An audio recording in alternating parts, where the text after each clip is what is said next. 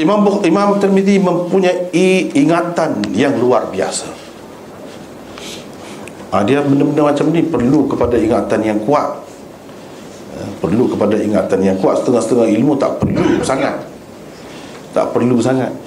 Dia lebih kepada praktikal, lebih kepada buat macam kemahiran apa semua tu. Tapi kalau ini tak boleh, mesti dalam kepala Quran, hadis mesti dalam kepala.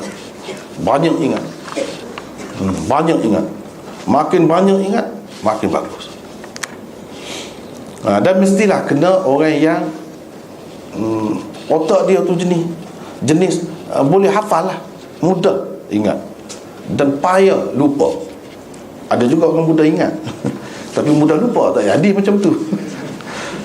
Dia kena mudah ingat dan lambat lupa. Kalau boleh tak lupa, itu lagi bagus. Imam Tirmizi ni luar biasa. Kalau kita perhati pun patutlah, dalam sejarah ni 1000 tahun lebih dia disanjung, terus disanjung, nama dia semakin harum. Dia tu orang macam mana? Itu sebab kita kena berkenalan. Kenapa kitab dia tu jadi begitu masyhur, hebat, dikaji tak habis-habis. Ada-ada saja syarah dibuat sepanjang masa. Sebabnya orangnya cerdik luar biasa. Luar biasa. Orang macam ni 100 tahun seorang pun tak ada. Orang-orang macam ni 100 tahun seorang pun tak ada. Bukan dalam 1000 seorang, bukan. Orang macam ni 1,000,000 seorang pun tak ada. Situlah kalau kita perhatikan dalam sejarah ni memang. Misalnya ini contohnya, Imam Tirmizi terkenal dengan ingatannya yang kuat. Kata Abu Sa'id Al-Idrisi, ingatan Imam Tirmizi yang luar biasa itu telah dijadikan orang sebagai perumpamaan. Orang kata, kuat ingatan macam Tirmizi, macam Tirmizi. Orang buat perbandingan dengan dia. Boleh dikatakan semua penulis biografi Imam Tirmizi akan membawakan satu kisah di mana beliau pernah menerima hadis seorang syekh yang terdiri daripada 2 juzu, 2 risalah hadis itu melalui seseorang perawi.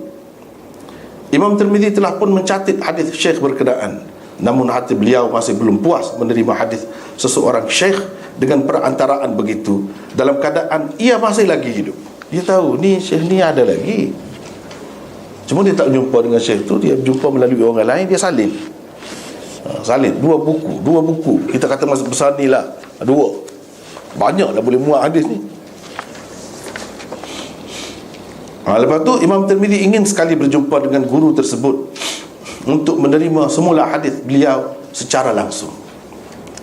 Secara kebetulan beberapa lama selepas itu Imam Tirmizi bertemu dengannya di Mekah.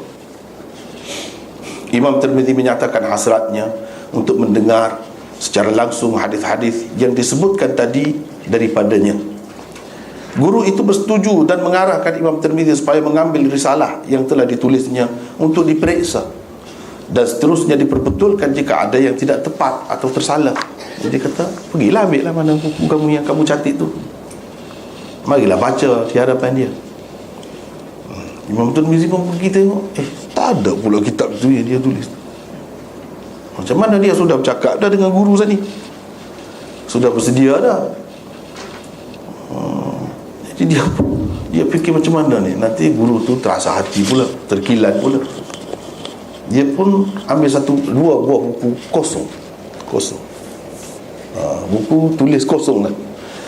Dia pergi, guru pun baca. Ini ringkas cerita inilah yang saya tulis ni. Guru tu baca, dia pun dia macam buat tulis gitu. Guru tu terpandang tu, macam kosong putih saja ni, tak ada tulis apa-apa. Tak ada tulis apa-apa.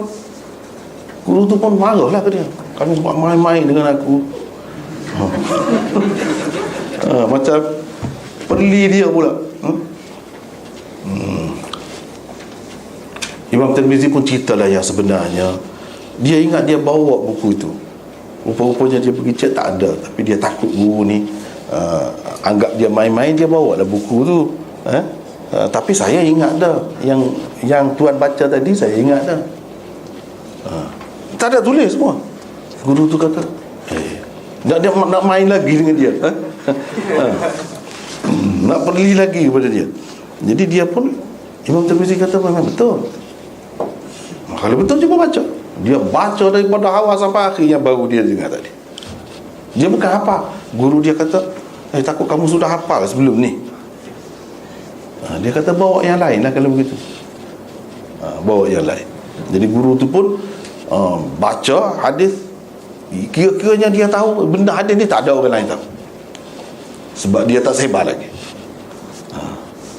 Pada orang lain tidak ada, dia tahu, dia yakin begitu. Dia pun baca. Imam Tirmizi tak tulis, dengar saja. Dengar saja. Inilah yang saya ceritakan di sini. Untuk meyakinkan Tuan Syekh, Imam Tirmizi meminta beliau mencubanya dengan membacakan muka surat 5 tu, hadis-hadis yang hanya diketahui oleh beliau sahaja, hadis-hadis yang tidak ada pada guru-guru hadis yang lain. Lalu guru itu membaca sebanyak 40 hadis beserta sanadnya. Selesai sahaja dia membacanya, Imam Tirmizi terus mengulangi apa yang dibaca olehnya tanpa ada sedikit pun kesilapan. Akhirnya sang guru mengakui kehebatan ingatan Imam Tirmizi yang luar biasa. Akhirnya dia terpaksa mengakui memang hebat semua. Itulah kehebatan Imam Tirmizi. Pada masa itu juga dia boleh ingat, luar biasa. Di mana kita nak cari macam ni? Satu Malaysia ni tak dapat, tak ada.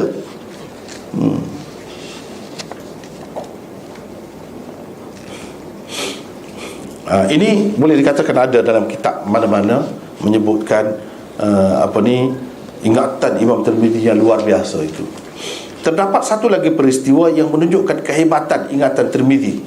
Ini satu lagi. Tapi yang ni, ya betul. Di bawah itu saya buat nota. Saya buat nota.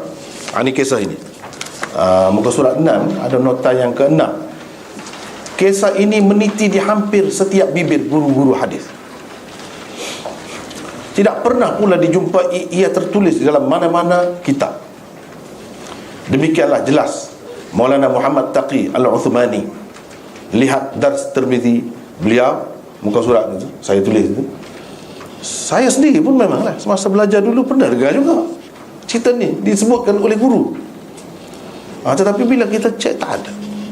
Tapi benda ni disebut oleh guru-guru hadis. Apa ceritanya? Tengok balik semula muka surat 5.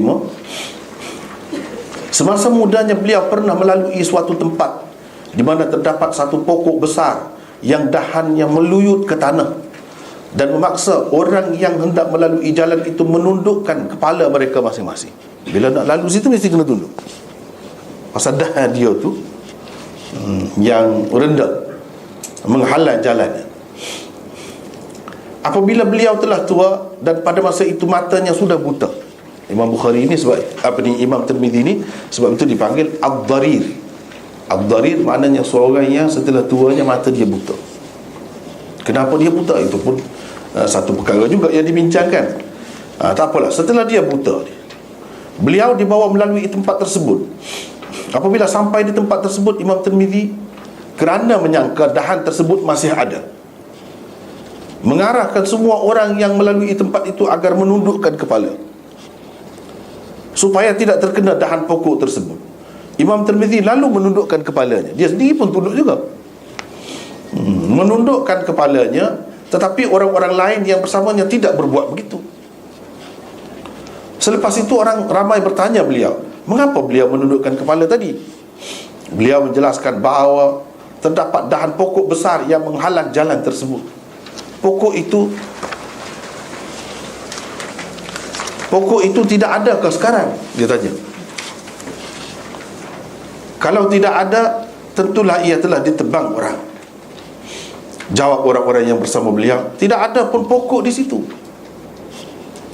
Kata Tirmizi, kalau benarlah di sini tidak ada pokok dahulu, berarti ingatanku telah lemah dan aku tidak akan meriwayatkan hadis lagi.